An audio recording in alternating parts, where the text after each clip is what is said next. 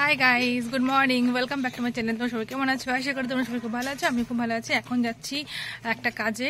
তোমাদের বলেছিলাম যে একটা কাজে যাব। তো মেয়ে দেখি এইচএস দেওয়ার পরে কোথায় ভর্তি হবে, সেই জন্য একটু কথাবার্তা বলতে যাচ্ছি এক জায়গায়। জানি না কি হবে, তাও যাই হলে তোমাদের। আর আজকে তো দিদি ভাই চলে যাচ্ছে, কিন্তু তোমাদের কাছে একটা রিকোয়েস্ট আছে। আমার একটা চ্যানেল আছে, ছোট্ট চ্যানেল, দিদি ভাইয়ের মতো অত বড় না, মাহি মাম্মাম ব্লগ। তো সেটা তোমরা একটু ফলো করে নিও। তো সেটাই বললাম। আর দিদি ভাই আজকে চলে যাচ্ছে, মনটা একটু খারাপ, কিন্তু এখন যাচ্ছি। আমাদের এখানে একটা নার্সিং ট্রেনিং স্কুল আছে, তার জন্যই আমি যাচ্ছি। নোংরা নোংরা সারা রাস্তা নোংরা ভর্তি। তো চলো, আপাতত মেয়েটার জন্য তো যেতেই হবে। তো চলো যাওয়া যাক। আর তোমরা প্লিজ একটু আমার চ্যানেলটা একটুখানি সাবস্ক্রাইব করে দিও। তো একটু কিছু বলে দাও। অবশ্যই অবশ্যই, মাহি মাম্মাম ব্লগ, সেটা একটু দেখো। আমার যে মাহি পুচকি সোনাটা আছে, ও আর আমার অনেক দুষ্টুমি দেখতে পাবে। হ্যাঁ। তো চলো, তোমরা দেখতে থাকো আমাদের সাথে, কোথায় যাচ্ছি না যাচ্ছি, কোথায় ভর্তি করাচ্ছি না করাচ্ছি। এখনো ভর্তি করার কোনো ব্যাপার নেই, জাস্ট কথা বলতে যাচ্ছি। যদি হয়, যদি ওর কপালে থাকে, যদি আমার কপাল ভালো থাকে তাহলে হবে। ভিডিওটা অনেকদিন আগে করেছি, কিন্তু ব্লগ ছাড়ছি অনেক পরে, কারণ এডিটিং করতে সমস্যা। তোমরা সেটা খুব ভালো করেই জানো, যারা আমার পুরনো ভিউয়ার্স আছো। তো এটা হচ্ছে চৈত্র মাসের শেষে যে নীল পুজো হয় তখনকার ভিডিও। তো সেই দিন আমি উপোস ছিলাম। উপোস করে আমি গেছিলাম সোনাইয়ের জন্য সেন্টারে কথা বলতে, কারণ একটা দিক তো খুলতেই হয়, তাই না? দেখি যদি পারে মেয়েটা নিজে পায়ে দাঁড়াতে।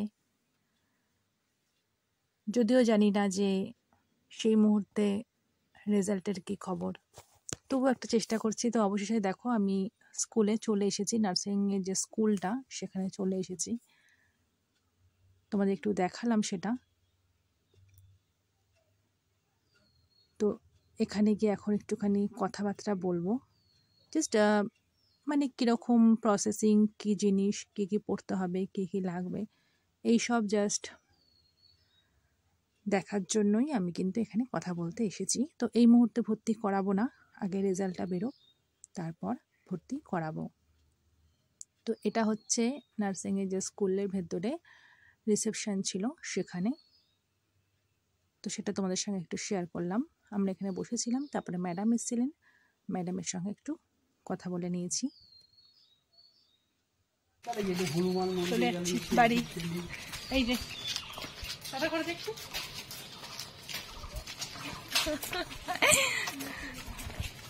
আজকে উপোস, শরীর আর চলছে না।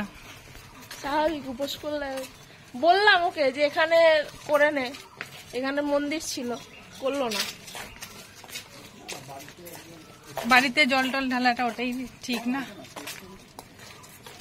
তো আজকে নীল পুজোর উপোস, সেই জন্য এখনো নির্জলা।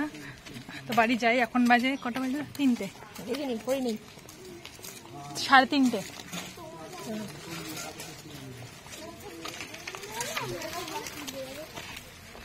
তো এখন বাজে হচ্ছে 3:30।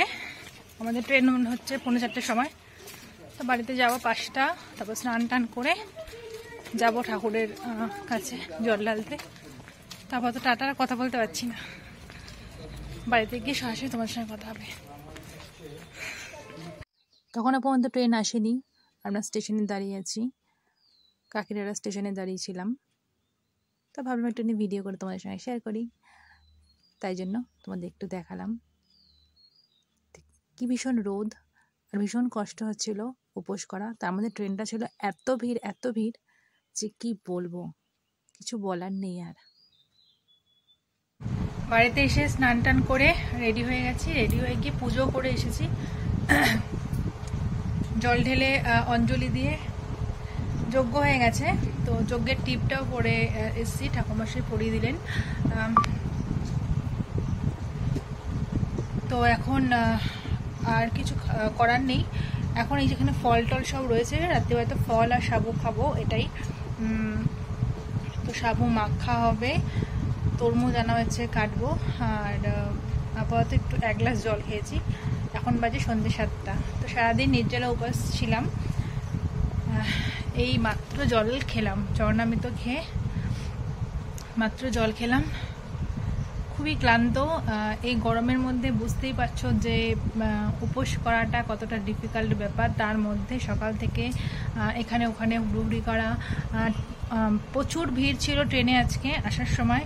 সেই ট্রেনে করে এসেছি, মানে আমি ভাবছিলাম যে পড়েই যাব, কারণ এত ঠেলাঠালি হচ্ছিল ট্রেনের মধ্যে, ভাবছিলাম যে পড়েই যাব। যদিও লেডিসেই উঠেছি, আর দাঁড়ানোর জায়গা থাকে না লেডিসে, সবাই বসে থাকে নিচে, খুব প্রবলেম হয়।